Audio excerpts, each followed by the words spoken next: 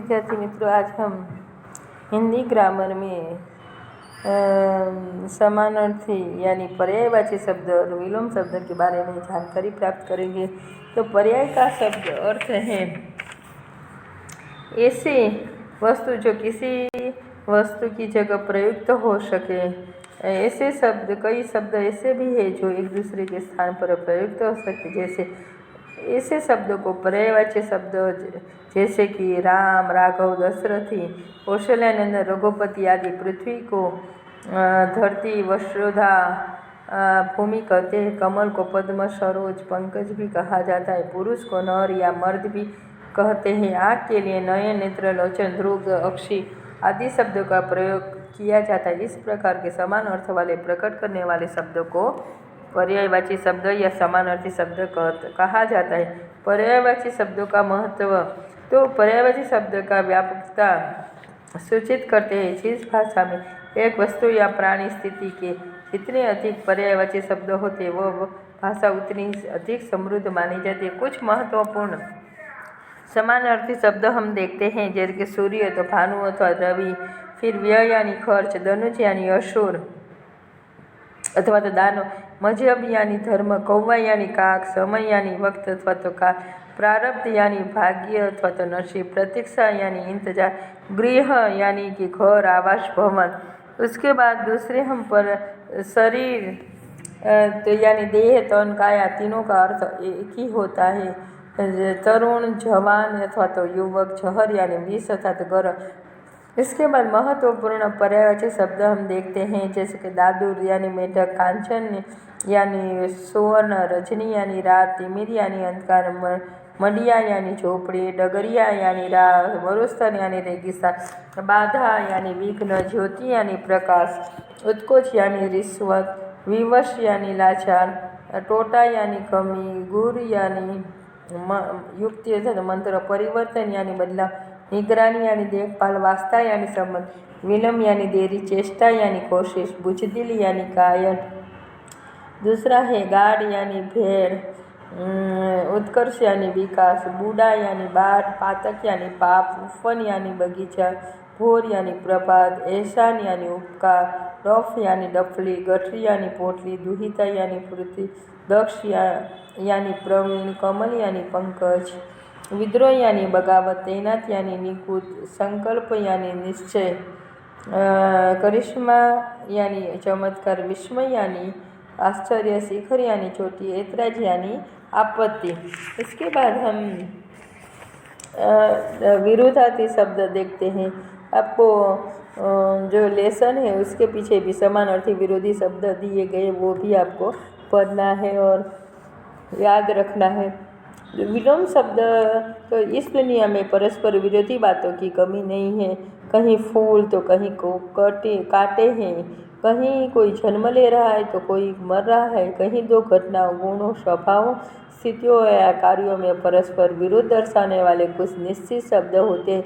ऐसे शब्दों को विरोधी शब्द यानी विलोम शब्द कहते हैं। विलोम शब्द का अर्थ एक दूसरे का उल्टा अर्थ प्रकट करने वाले शब्द, जैसे कि पहला उदाहरण है, कल वह अमीर था, आज गरीब थे।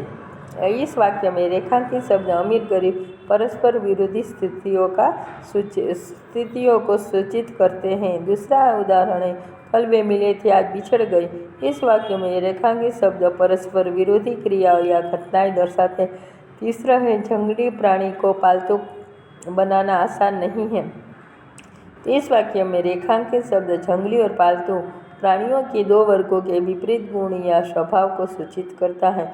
विलोम शब्दों का स्वरूप कभी निश्चित और कभी अनिश्चित होता है, पर उनका अर्थ एक दूसरे के विपरीत होता है। विरोधी अर्थ प्रकट करते हुए भी उनमें ठोस संबंध होता है। मालिक तो नौकर जैसे, कच्चा पक्का, ये शब्द परस्पर विरोधी अर्थ सूचित करते हैं, फिर भी उनमें एक विशेष प्रकार का संबंध होता है। एक के कारण ही दूसरे की स्थिति है। तो इसमें जो परस्पर विरोध अपोजिट है, परस्पर विरोधी शब्द है, यहाँ भी ध्यान देने की बात है कि मालिक शब्द का विलोम शब्द नौकर ही हो सकता है, सेवक या दास नहीं। स्वामी शब्द मालिक का ही अर्थ सूचित करता है, पर उसका विलोम सेवक या दास ही उचित है, नौकर नहीं। इस प्रकार मित्र जैसे तत्सम संस्कृत शब्द का विलोम शब्द शत्रु ही हो सकता है। शत्रु के बदले दुश्मन लिखना गलत भले न हो, पर जचता नहीं है। दुश्मन उर्दू शब्द है, इसलिए वह दोस्त के विलोम शब्द के रूप में ही उचित है। विलोम शब्द संज्ञा विशेषण क्रिया, क्रिया विशेषण अथवा कर्तुवाचक संज्ञा शब्द होते हैं। जैसे कि देव दानव, तो वो क्या है? संज्ञा है। स्थायी अस्थायी वह विशेषण है। आना जाना क्रिया है। तेज धारे क्रिया विशेषण है। रक्षक भक्षक कर्तुवाचक संज्ञा है। विलोम शब्दों का निर्माण प्रायः उपसर्ग लगाकर किया जाता है, जो वर्ण या वर्ण समूह के शब्दों से पहले लगकर उन शब्दों की विशेषता दर्शाते हैं, तो उन्हें भिन्न अर्थ बोध करते प्रकट करते हैं, उन्हें उपसर्ग कहते हैं। आगे उपसर्ग आगे लगता है।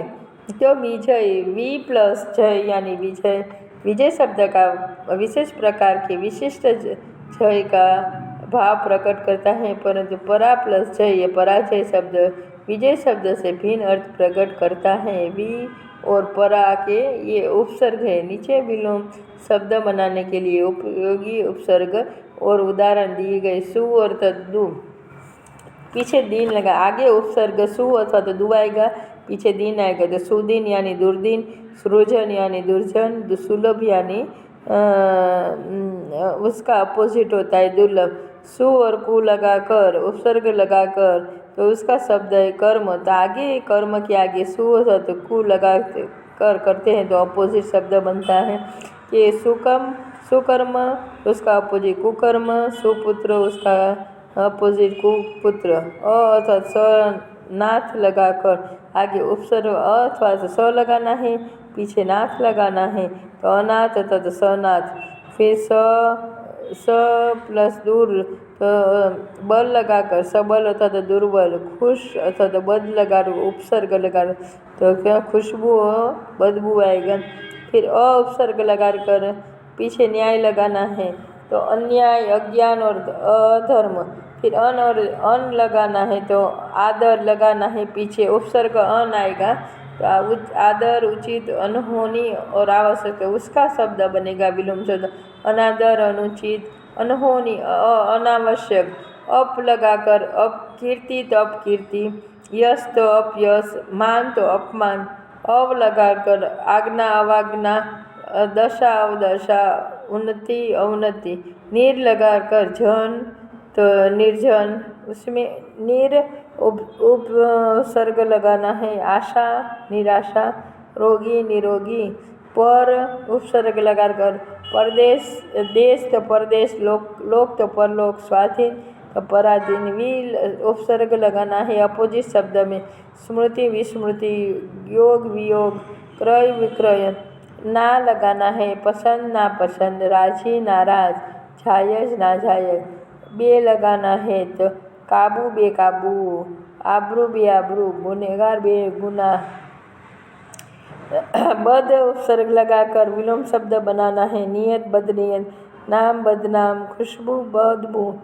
फिर ला लगाना है। इलाज तो ला इलाज, परवाह लापरवाही।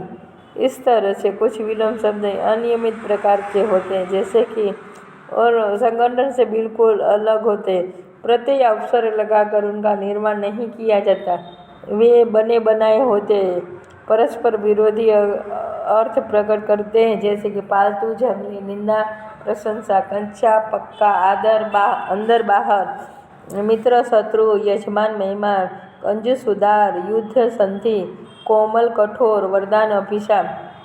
प्रत्यक्ष अप्रत्यक्ष, ना प्रत्यक्ष तो परोक्ष आएगा, विराट तो लघु आएगा। इस प्रकार के जो विलोम शब्द है, विरोधी शब्द का भिन्नता का महत्व है। शब्द चाहे उपसर्ग रहित हो या उपसर्ग सहित हो, उनके अर्थ में विरोध का भाव पूर्ण होना चाहिए। इसके बाद हम महत्वपूर्ण विलोम शब्द देखते हैं, जैसे कि प्रथम तो अंतिम, पुरातन नूतन, शोल फूल, उत्थान पतन, अमर तो उसका अपोजिट मृत्यु अथवा तो नश्वर, जवानी, बुढ़ापा, मलिनता, निर्मलता, दोस्त, दुश्मनी, हत्या, हथियारकारी, लघुता, गुरुत्व, निर्जीव, सजीव, साकार, निराकार, इनाम, सजा, बूढ़ी, जवान, निरर्थक, सार्थक, खुशकिस्मत तो बदकिस्मत, कर्कश तो मधुर, अधोगति तो प्रगति अथवा तो ऊर्ध्वगति आएगा, स्वर्ग, नर्क, धनवान, निर्धन, निर्माण, ध्वंस, मातम, खुशी, बाहर, भीतर, पालन, उल्लंघन, परदेश, स्वदेश, सार्थकता, निरर्थकता, कृतज्ञता, कृतज्ञता, पुरस्कार, धन, उत्साही, अनुत्साही, मुश्किल, आसान, पर्णकुटी, महल, रूढ़िवादी, प्रगतिवादी, उबड़ खाबड़ तो समतल। इसके अलावा भी हमको जो लेसन में है वो सब समानार्थी और विरोधी शब्द और पर ये लेक्चर पूर्ण होता है। Thank you.